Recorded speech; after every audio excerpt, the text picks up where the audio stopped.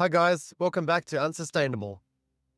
When people hear the word deforestation, they usually think of trees being cut down somewhere far away, and they know it's bad. But the real cost of deforestation goes beyond the trees themselves.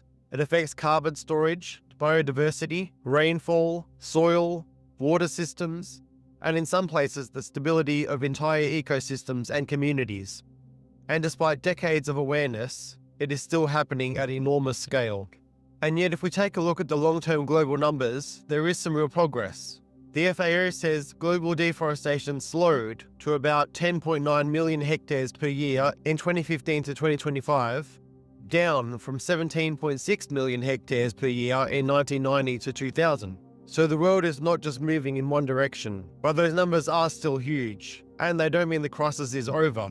The same FAO assessment says primary forests are still being lost at about 1.61 million hectares per year in 2015 to 2025. And if you look at the latest tropical forest data, the picture gets worse again. Global Forest Watch and the World Resources Institute say the tropics lost a record 6.7 million hectares of primary rainforest in 2024, nearly double the level in 2023, with fires becoming the biggest driver in the dataset for the first time. So I think the fairest way to describe the current situation is this.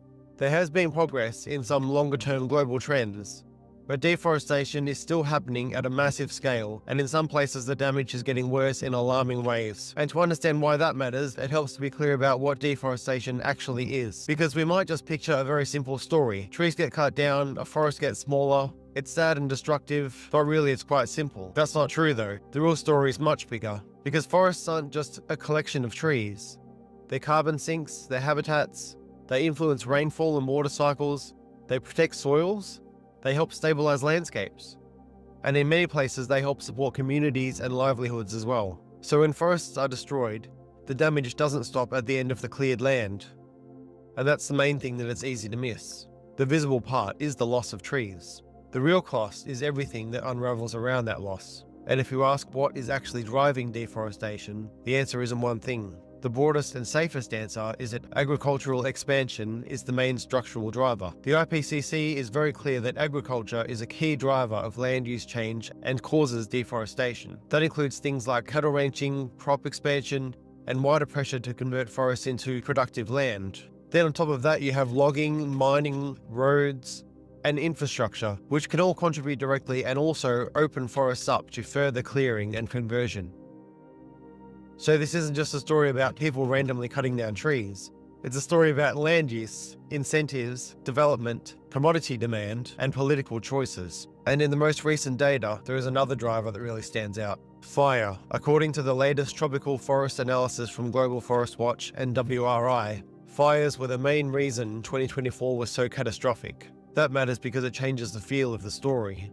It's no longer about chainsaws and bulldozers, although those still matter. It's also about heat, drought, climate stress, and the way disturbed landscapes become more vulnerable to burning. That connection is part of why recent forest loss feels so alarming. And once you move into the climate side of this, the scale of the cost becomes even clearer. Forests store enormous amounts of carbon.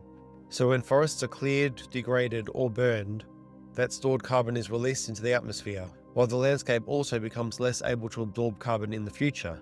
The IPCC's land report makes this point very clear. Land degradation emits greenhouse gases and also reduces carbon uptake. That means deforestation is not just a biodiversity issue, it's also a climate issue. And the 2024 tropical forest data gives a striking way to express that. WRI says emissions from the fires associated with 2024 tropical primary forest loss were more than 4 times the emissions from all air travel in 2023. That's a huge number.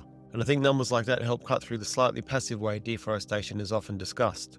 But once you start showing what it means in emissions terms, it becomes harder to treat as a background issue. And the climate story is still only part of it. There is also the biodiversity cost. When forests are destroyed, species do not just quietly relocate and carry on somewhere else. Habitats are fragmented, ecological relationships break down, some species lose breeding grounds, food sources, migration paths, shelter, or all of the above. And once enough of the system is degraded, recovery becomes that much harder. That broader ecological importance of forests is reflected across FAO and IPCC material. I think this is another place where the public conversation can become slightly too simplified. People say deforestation threatens biodiversity, which is true, but that phrase can feel a bit soft or abstract. What it often really means is that living systems become less stable, less connected, and less able to support the species that depend on them. And that includes species we know and care about, but also countless less visible ones that are still part of how those ecosystems function. Then there is the water side of the story, which I think is one of the most interesting parts and probably one of the least appreciated. Forests don't just sit there passively storing carbon. They're part of water systems. They influence rainfall, they affect evaporation and moisture recycling, they help protect watersheds, they reduce erosion, they stabilize soils, they help landscape absorb and manage water more effectively. The IPCC and FAO both support that broader systems framing. So when deforestation happens, the consequences can spread outwards in ways that are not immediately obvious. You don't just get fewer trees, you get degraded soils,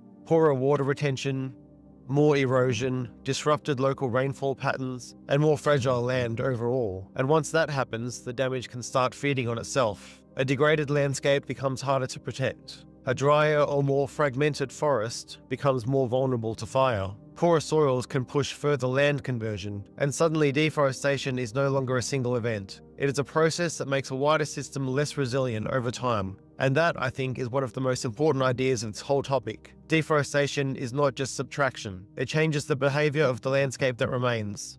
And that is part of why its real cost is so much bigger than the clearing itself. So if all of this is so serious, why does it keep happening? And I do think that that's the more important question. People have known for a very long time that deforestation is a problem. The reason it continues is that the forces driving it are strong, immediate, and often economically rewarded.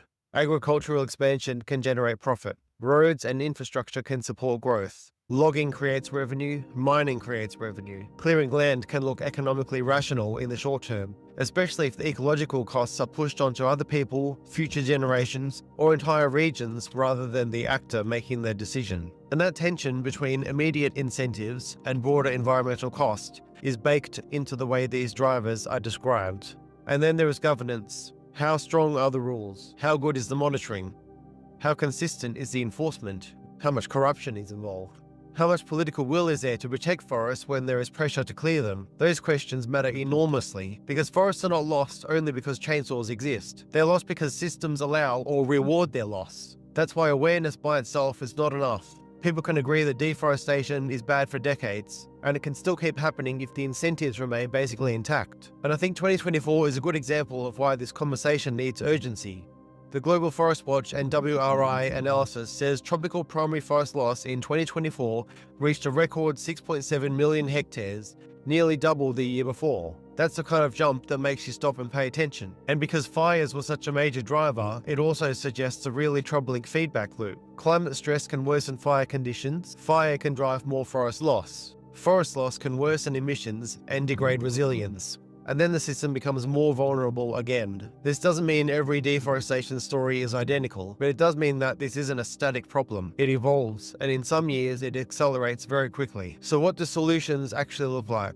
This is always the part where people get vague. They say we need to protect forests, which is true, but not especially informative. Maybe the more useful answer is that solutions tend to involve a mix of governance, monitoring, incentives, restoration, and land use planning. FAO's State of the World's Forests 2024 leans into exactly that kind of approach, including better monitoring, better management, innovation, finance, and more evidence-based decision-making. So the practical answer is not just plant more trees, it's stronger forest governance, better real-term monitoring, more serious enforcement, restoration where forests have already been degraded, land use planning that does not treat forests as empty space waiting to be converted, and is changing the incentives that still make destruction profitable.